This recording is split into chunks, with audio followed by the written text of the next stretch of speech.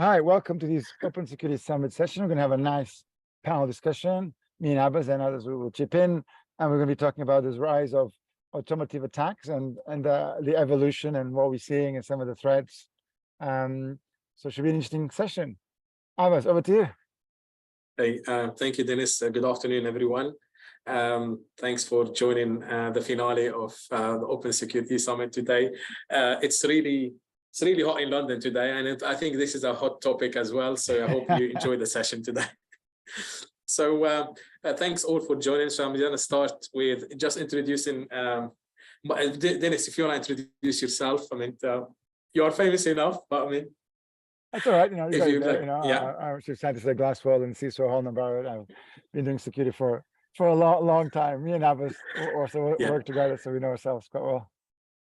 Okay, my name is Abbas Haidar. I am the European CISO for Anti-Group International and World First Group.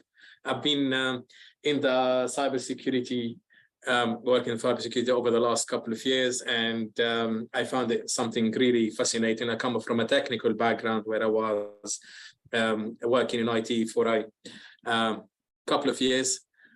Today, we're going to talk about rise of automotive attacks. So what I'm going to start with, it's, that automotive industry at the moment is undergoing transformation with advancement technology. As you know, self-driven cars, which I'm really fascinated by, smartphones, control features, and safety mechanism have become like commonplace, meaning that so all these self-driven cars, they have now an operating system, and you can connect them to the internet. And so that increased connectivity and the technology, it makes them definitely liable to be attacked, to cyber attacks. I spoke in a couple of series before about these type of attacks. I'm not going to go into details, but I can give you like a quick example of a self-driven car driving on the motorway on the M25 doing 70 miles per hour. And let's imagine a cyber terrorist sitting somewhere hidden, I don't know, not somewhere we know, with an internet connection, hacking into that car and probably asking the car to brake, asking all the cars within a perimeter to brake, suddenly brake, or to open the airbag, or let's say auto lock and put the heating on the maximum. So these kinds of attacks. So that kind of terrorism, it can be now. So you don't need to have a physical person to create chaos. So what is automotive hacking? So I'm going to talk just quickly and touch on it. So automotive hacking involves unauthorized access to vehicle hardware, software, and communication systems. So as you know, these cars, they have a software installed in them that are connected to the internet, that are connected to the GPS. They have a communication system. Let's say my Audi car, if in case of so if the airbag opens or something like that, it will automatically call emergency services. So imagine the kind of case you can create, even like with emergency services. As you know, modern cars now, they rely on electronic control units, which are the ECUs, called ECUs, and multiple line of code for various functionality. Hackers exploit vulnerability in this system, gaining control over the vehicle. So already touched a little bit on what they can do, and I just want to insist on these slides. I'm coming back to zero. I'm coming back to square zero. We started that series before, but I want to take this to the next, over the next probably security summit sessions. I want to take this to the next level, probably, so we can start to see how we can use AI to avoid such attacks. So what are the threats? So every single car, it needs security features in place. So disabling these security measures, it will make the car inoperable, and making them very, very, complex. It might, make the car, inoperable, meaning that, so you can disable your GPS, but, and that will stop, similar type of attacks, but that's not going to be enough. So that will, make the car, it won't be self-driven anymore. It can't self-drive itself if the GPS is not on. Other threats such as, manipulating alarms, oil change reminders, climate control. Climate control is a very interesting attack. I saw an article about it last time, and it can affect even IoT stuff.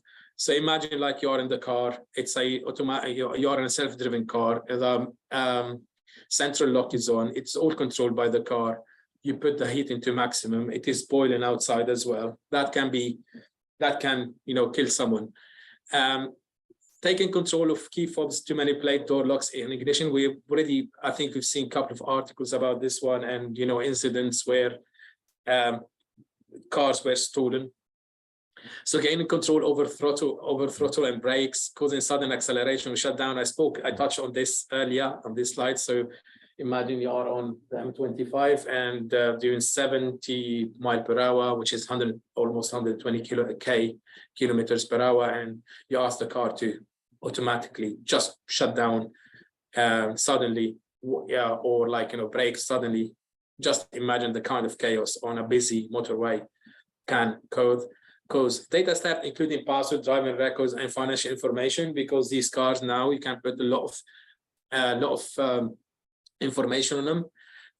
It's just a quick like statistics which I got from Uncle Google. 84.5% of automotive attacks were carried out remotely. So, and this is the most dangerous thing. So, cyber terrorists and even terrorist organization, they can attack. They can do a remote attack, from one continent to another, and it will be really hard to track who did the attack and how it happened. 40.1% of incident targeted back-end service attacks. So here it's a threat model approach. I did not do a proper threat model. I insist on this, but it's just a threat model approach. So talking about some attack vectors, what are the threats? What would be the impact? And later on, we're gonna talk a little bit about mitigation. So attack vectors such as a remote vehicle exploitation. So hackers can gain unauthorized access to vehicle network and control it remotely. We spoke about a couple of scenarios before. The impact, they can manipulate critical functions like braking, acceleration, and posing a risk to driver safety. This is not only on a car, self-driven car. It can be on a big shipping boat crossing the Suez Canal. It can be anywhere. The other one of attack vectors is the wireless communication interception. So hackers intercept wireless communication between the vehicle and external system. Between key fobs, diagnostic tools, and this will require probably physical presence and physical presence and remote presence. But physical is more for key fobs and stuff like that. The impact, they can potentially eavesdrop on sensitive data, clone key fobs. They can replay attacks to gain unauthorized access to the vehicle. So imagine I get a copy of your fob. So Abbas, on the first one, to go back to the first one. Yes. I think one of the areas that, there's a lot of hype now on ChatGPT, on GPT-like technology and that stuff. But one of the things that I find that we finally are going to be able to start to describe is we're going to be able to scale context, right? So we're going to be able to feed lots of data to an entity, let's say, a GPT-like AI that is able to understand the context of what's happening in ways that you don't have to program it. Because in the past, we would have to physically program things. So I'll give you an example. Like when you look at that second system, critical first, like brake, acceleration, steering, right? It'd be interesting to see, for example, cars start to evolve to almost having a kind of a brain or having a system that their whole job is make sure that the car is actually not behaving in ways that it shouldn't behave. So and to be honest, I actually think that some cars already start to have these things where they override even the user, right? To the point where even if you press the accelerator instead of the brake, for example, in an accident or an event, the car already has logic to say, actually, we're going to brake the car regardless if I got instructions to accelerate. Do you know what I mean? So I think it's interesting to have a world where we're now starting to have models that understand what good looks like, right? Understand what is a normal behavior given the circumstances. And actually, maybe there's an argument to say those systems should be offline, should be not connected to the internet, should live in a bit of a protected zone inside the car, and then almost start treating the signals that the car gets as untrusted. So it's almost on that case that that you're basically saying where the car is issuing or the attacker is issuing instructions that they shouldn't be doing, like braking, acceleration, or steering, leading to see that if the car already has defense mechanisms in itself, almost like an organism, to go, oh, hold on, that's a really weird structure, or this is really weird because I just got almost like a braking signal, but I could almost sense that but I don't see the braking thing move. Do you know what I mean? So it's almost like how much self-detection we can start to have that will bring us quite a lot of safety. The main, I don't know, the most dangerous thing here, even if we get like GPT-like system, like AI system to be as humane as, like, to think as a human, or probably more smarter than a human as possible. The thing is, imagine you are in that self-driven car. So even if you put some prevention control, this prevention control might lead to safety issues. I will tell you how. Let's say, the sensors on the car are not detecting any cars within like 2 meters of the front, back, and side of the cars. And I give the car the cyber terrorist give the car it asks the car to brake immediately. Yeah. So that's fine. So in this case, it will probably the car will say no, to refuse the command. But there is the element of human being, things that we can see as a human. Let's say I am in the car and I can see like 20 meters ahead, and I can see someone with a car, a tree falling in, and I can, at that time the car would not be able to detect that within like 20 meters, but a human being can. So these are the situations where it's going to be really challenging, because these cars work within their sensors. So they have their sensors that they will detect when to brake, when to accelerate, and stuff like that. Yeah, but again, that's why the more signals he is able to detect, right? The more he's able to differentiate that, and but I feel that one way where we can be able to protect the systems a lot is to start to be able to understand the context of, again, what is good, even what that situation, that's still a good scenario, like the user does want to brake.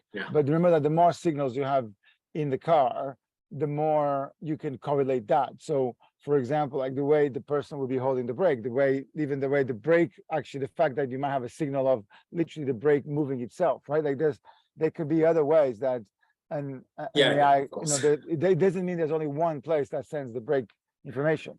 Do you know what I mean? And it's also about start putting requirements on those critical functions like braking, to make sure that you have almost these circuit breakers in case something gets hacked. It doesn't mean that that's the end of the world, right? Yes, absolutely. And I think with time, like anything else, like probably with AI and similar technologies, and with the old stuff, because it's self-driven cars do not only depend on the car itself, because they are connected to the what do you call them now? I can't remember. Probably Andre can help me with that one. So it is about they are like kind of base units, traffic base units, which are on all motorways, and they are connected to them, and they get feeds from them as well. So these are can be extra measures of security, helping the car to take decisions. I'll move to the next slide. So to another attack vector. System vulnerabilities, information system vulnerabilities. So if we have some vulnerabilities within the system, let's say the system is not patched properly, and people can, attackers can take advantage of these weaknesses and exploit vulnerabilities. So, and especially like, entertainment features. And so these people can manipulate entertainment features and access personal, potentially private to control critical systems. Connected car application, which is here like one of the things like it's everywhere in the security world. And I see sometimes like, I'm looking at we are doing a code review or an application security review, and we find like you have these libraries that are outdated. You are not using them, fine, but why are they there? So basically, if you have an application or a library or something like that, you are not using, do not use it, avoid third parties. Try on these cars, try to make sure that you are, probably using just the default systems you have from your manufacturer, because the hackers can exploit vulnerability in this application to gain unauthorized access, extract data, or disrupt vehicle functionality. It is a key thing here, and people miss on this all the time. How many times have you you are doing you did a pen test and you found out that there are some very odd or old libraries which has no security features on them that are just installed, and you ask the developer and say, why are these here? It's like, yeah, we didn't, we don't need them, you should remove them. This is part of the hardening bit as well of the car applications and firmware. Yeah. So in terms of attacking vector supply chain compromises, so cyber attackers infiltrate the automotive supply chain to introduce malicious components or compromise software updates. As an example, where I work, we hardly use a third-party software. The company have 16,000 developers. From their mail client to our sophisticated risk management system, they are all built in-house to avoid supply chain attacks. So and these are like the most dangerous stuff, like, if you remember the SolarWind attack, Yeah. so people were relying on SolarWind, and SolarWind were, to protect them, and SolarWind were there. It was their, it was the threat in this situation. Attack vectors, so over the air update exploitation. So hackers exploit vulnerabilities over the air update process to inject code or tamper with the update mechanism. So here, like it comes here into many, this can affect many aspects of the car system. So it could compromise the integrity of software updates, and potentially, which leads to unauthorized access or control over the vehicle.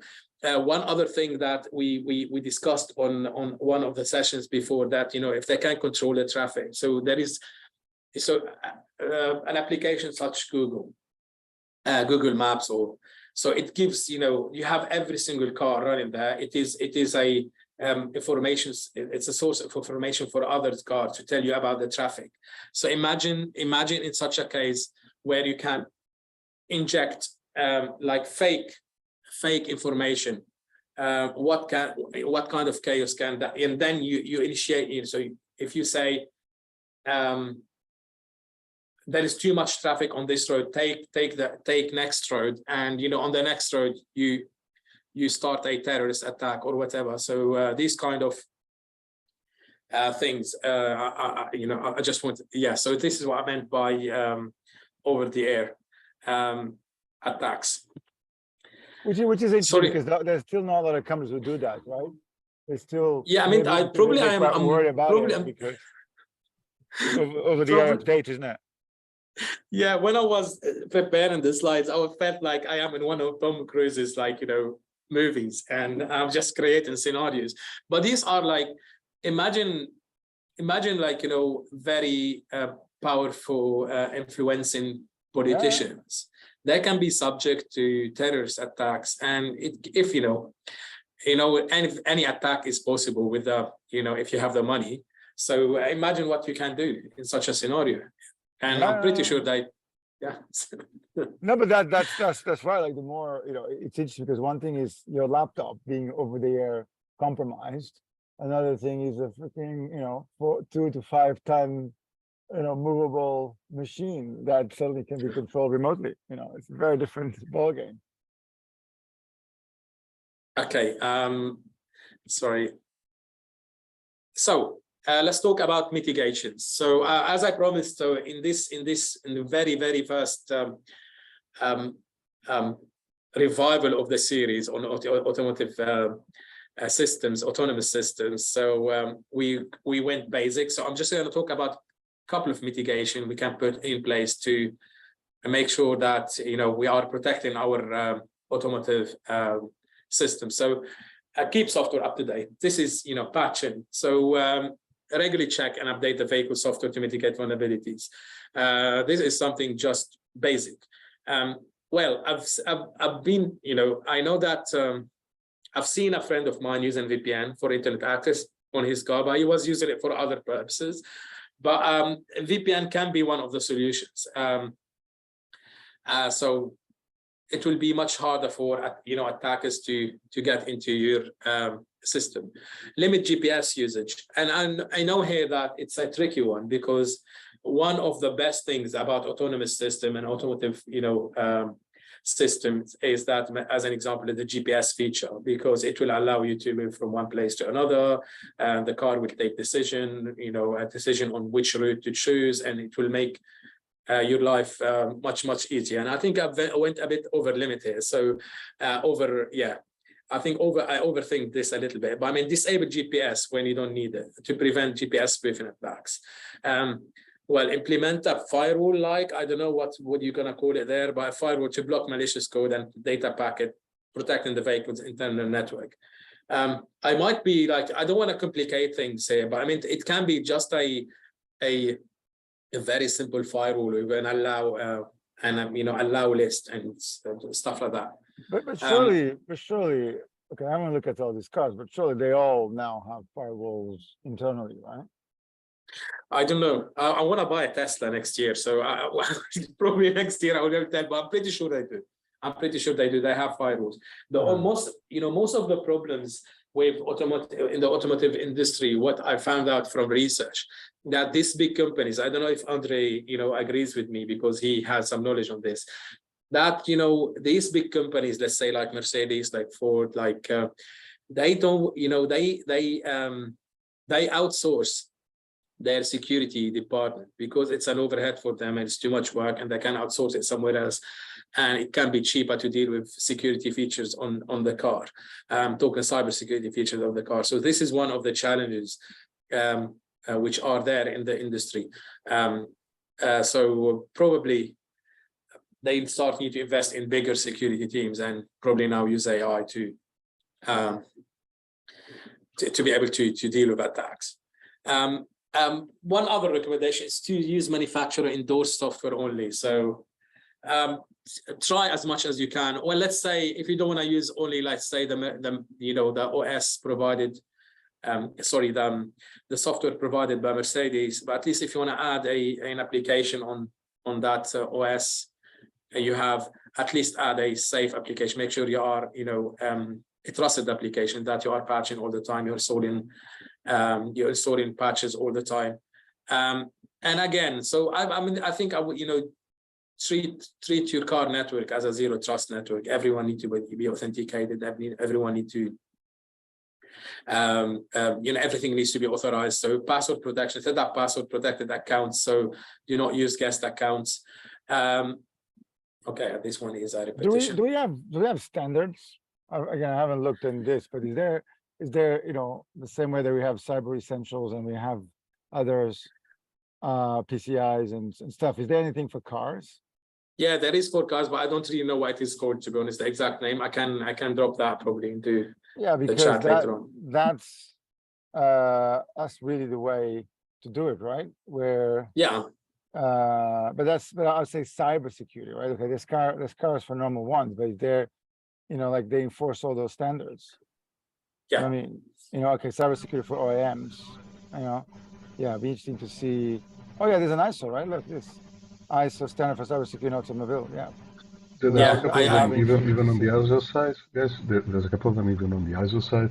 But even when the manufacturers are constructing, for example, I got to visit the Maria company from a friend, and they do the headlights for cars. I don't remember which company they were manufacturing it to, but the level of security that they actually had, even just to get into the building, was very impressive. And then all of the systems follow everything that Abbas is talking about, and then all of the specifics in terms of what are the sensors and how they communicate, they have restrictions on that. And they do some tests on it, but then it comes down to the imagination, the experience of people like yourselves that can come up with even more scenarios to break things that they have not been thought about yet. Yeah, good points. Thank you, Andre. I mean, I think I have a big imagination there, Andre, myself. I think I overcomplicate things sometimes, but I always look at this like, it just, because, I come from Lebanon. So we had a couple of people who were assassinated in cars years ago, and it used to be bombing and stuff like that. I think now I hope no one gets assassinated. So, but I mean, it is different these days. It's going to be so different later on. And, this is going to become the trend. But also, I think these things it's not, what I mean, there's going to be a reaction. So, for example, that the moment somebody really, for example, attacks and exploits some of these, it's kind of like planes. If you think about it, planes, the reason why there's such amount of good actually due diligence and in a way security and safety in planes, if you look at planes are way safer in 2023 than they were before. And even when you had some cases like the MAX ones with the softer things, like they become massive things and they really learns, because that industry needs that in a way that if people lose trust in car safety, it's an existential threat for the whole industry. So this thing will have a lot of focus, will have a lot of, I think, attention, because like all you need to do is have a couple of high profile exploits which will go viral because of the nature, and I think will drive a lot of change. The interesting question is, can that be scalable and effective, and how can you then they make it so that you really protects and adds good security versus just compliance. Yeah, and we will see more sophisticated attacks at some point. Oh, yeah. As soon as we start having more cars on the road, self-driven cars on the road, it will become a trend, and that will increase the desire of attackers and people like us to defend against such you attacks. can imagine, like, even I don't think you had there like ransomware. That ransomware against cars is an interesting one. Pay one Bitcoin to unlock your car. Or pay whatever. Then it becomes, because how much did the car cost you, how much you pay, and then it's an amount that a lot of people maybe will pay. That's a hilarious scenario. I didn't think about that one, but that's really amazing. So as we said, like with the rise of driverless vehicles, so cybersecurity challenges and concern, we're gonna escalate. And we all know that, as I've shown you the statistics, the automotive hacking incident have increased significantly. And I believe implementing zero trust-based security principle can enable quick recovery in such incidents. Make sure everyone is authenticated. You're not using a guest account. You're using an authenticated account. I don't know if you want to bring SCA stuff in here, so in terms of secure authentication and stuff like that, to make it a bit complicated. But I mean, so implementing a zero trust network is a good thing. And in the end, at the end, like I always use the example of my mobile phone. Just try to not put as much sensitive information within your car systems. I know you might need to, but I mean, try to not do it. Treat it like your mobile phone, like a golden fish in a small swimming pool full of sharks. So do not put any sensitive data there. Just treat it as, if someone gets hold of it, that's fine. You're not worried. I know that. Yeah, and probably if we go back to the system and how to harden the system and what kind of security measures we take, it's going to take much more session in terms, as an example, how do you make sure that you have for the developers who are developing the system, to make sure that, say, as an example, we have encryption at rest, encryption in transit, make sure that we have data sanitization, validation, and all of these stuff. Do not store password in plain text in your database, and I know. So things like that. So just basic security stuff. So as I promised, this is the beginning.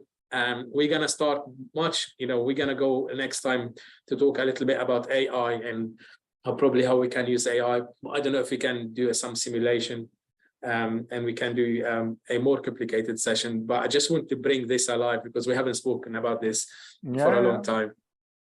So it's lots of, I think it would be interesting to get a sense of where the industry is, like what are the standards that already exist, what are the requirements already pushed, and then start measuring a pulse of the kind of again, real world attacks. You had some there, right? It's almost start to understand the business model of the attackers, because that almost what boils down to, like, is there a commercial model apart from people that want revenge and or other maybe more advanced things, but a lot of it has to do with the business model of the attackers, and can they make money with some of these vulnerabilities, and as we get more and more connected, I think is going to be a very, like I said, a very interesting field with real world kinetic implications, isn't it? Because we're not talking about some virtual things. We're talking about like literally 2 times 5 10 bits of kits that are moving around. Well, and this one and these type of attacks, well, let's say we have let's imagine a cyber attack on an application, a very sensitive application, stuff like that. It's still like attacking something which is virtual. Yeah. But in these attacks, you have the human element, which is in the middle of it, and it can be loss of people, which is something really big. Well, the example you had there, where attacking the air conditioner, attacking some of the internal vital systems of the car, right? There could be some serious health cases, right? There could be some serious, damage, and even loss of life, or it's not just crashing a car that you can cause lots of problems. I think those threat models, and almost it's kind of interesting. I wonder if you get to the point where even when the guys test the car safety, they're going to start testing for how does the car handle some of these things. How does the car handle malicious insiders? How does it handle malicious attacks? It's almost like if you break the car in multiple bits, you want a situation where even if some chunks of it are compromised, you're still not affecting the vitals, right? The fundamentals part, almost like the brain of the car. I was coming up with a scenario in my head right now while I was listening to you, of a team in Formula One using some sort of attack to trigger a sensor in another car just to make them slowing down, and then the signal is gone, things like that. Pretty much because of your Lebanon example, but it could be activists using it as well. It would be messy. It would be really bad.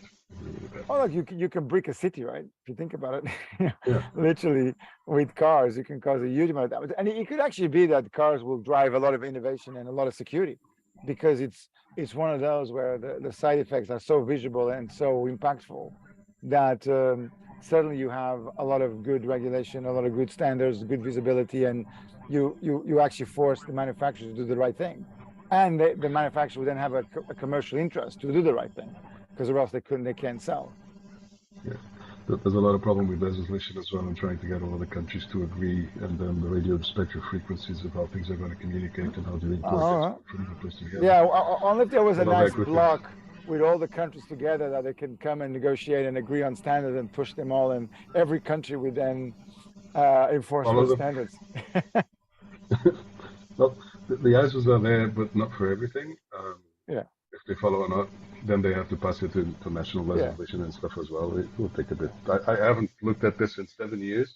At all. So I actually think that I think that the next generation of the GPT technologies, they will actually make compliance a lot more realistic. Because imagine, like for example, having a car, being able to ask the question, where is this car not compliant? Where have the manufacturer took shortcuts? What networks are connected to things not supposed to do? Almost like a security assessment, because it's like a data center. Think about it. But be able to analyze all that complexity and be able to ask these very simple questions and say, in this maturity model, where is this car? And then being able to have that rating. At the moment, that's impossible to do because of the complexity points, the cost of it, etc. But it's not that far off where that would be possible. Even the complexity of legislations from all the countries, if you just say, give me a Yeah, summary of what exactly. needs to. Exactly. That one, yeah, that would be Yeah. quite good. But you have to assume that the next generation of the GPT technologies won't have some of the crazy stuff we have today. There will be much smaller data sets. They will have much tight control of and even self-control of the outputs. So you'll be able to ask those questions. So here's a standard on 20 different countries. Is this compliant to it? Or even here's the country I'm in. Is this compliant to the requirements of this country? That's a very good point. Well, that would be Like very cool. it's kind of interesting. I was going to look at it. Do you have any car manufacturers who have already broken GDPR compliance because they send data to where they're not supposed to from the car? Because it's an interesting line, isn't it? Like if a car that I own is now data that I generate, and that data, maybe even some audio or maybe other things, where's the line, being drawn? And then if that data gets sent, for example, outside the EU, right, then suddenly that becomes out of GDPR, or even the right of erasure. Like where does that go? So if I sell a car, but the car doesn't erase the data, or if that data that was sent when I was driving is now part of the manufacturer, are they erasing my data? Right? Do I have the right to understand? Like there's a lot of interesting GDPR implications on where the data goes to. I think we can probably next time we can focus about the regulatory and compliance point of view and what's going on, in this work. That's a very big subject. I was just thinking, man. Then one of the next, you can imagine the summit in the future. We actually have the ChatGPT here as a participant, right? We go, hey, man. I'm not surprised. I wouldn't be surprised. Like we can ask these questions, right? Like hey, we're on the guidance. Where is this? Where is this fit in? I was presenting last time something about like security awareness and stuff like that. So, and I started the, resemblance. You have used the system, so where you can clone your voice, so resemble. No, so yeah. Oh yeah, not that one, but others. Yeah. The first 5 minutes, the first 3 minutes, I was just moving my lips and pretended that it was me talking, and it wasn't me. So it was quite fascinating. I wouldn't be surprised, if in the future we'll have a clone of Dinis talking to us. I want that one. I'm gonna look at that one. Yeah, that would be cool. Just one last thing I wanted to touch on. It is about probably it is not bad to have the car. I think your idea then is probably your core systems within the car and application should not be connected to the internet. It's if they're treated the air an airplane or something like that. Exactly. I think that's due isolation. Yeah, I think those models now they start to be possible. I think in the past software was so complex that we couldn't even consider that. But I think now it starts to be realistic to have almost a core, a brain, almost like a mini operating system, something which actually quite isolated, that just gets signals in, that's kind of like the kernel, what we did with the kernel, where we really lock it down and we can detect for tampering with it. Do you know what I mean? Like we now are much better protecting the kernel, which fundamentally is the God mode of a phone or OS or device, etc. So imagine, I think a lot of systems, not just cars, I think cars is just a good example of a highly complex thing, made of zillions of software, lots of moving parts. But I like the idea of having a core system that almost like a brain, makes sure that the health of whatever you're looking at is actually good. Who understands, the sensors, who protects. Like if you look at the way our brain works, our body works is quite clever, right? We detect things. When we go sick, why does the temperature go up? It's because our body is trying to fight. Our body is trying to increase our effectiveness at fighting, whatever virus attacking us, and then gives us headaches to go, you sit down while I fight this thing, right? So, like our body already behaves a lot like that. So you can have a compromise kind of agents that enter your system, but it's not like they haven't killed the thing. It's only when you get to those autoimmune disease that much more problematic, because they're almost affecting our ability to protect ourselves. So I think in this car example, if we start to move to a world where if like the stuff we do with incident detection, right? Intrusion detection, like understanding what's happening, trying to detect weird signals, going, oh, this is weird. I'm having signals that I shouldn't have. I think that also makes sure that you don't escalate the attacks, from 0 to 100. It's not because somebody hacked into the sort of the control plane where the pedal sends signals that you control everything in the car. You still are going to have to do things a bit more controlled, which by the way might still be quite scary, but at least it's not like the dude can press a brake when you're going 100 miles or 50 miles an hour. Right. Thank you. Cool, man. I mean, Well, I think this was another good. Thank you very session much. that we do Yeah. on these topics, and I'll see you guys on the next summit. Thank you. Thank you, Dennis. Thanks, Andrea, everyone. Thank you.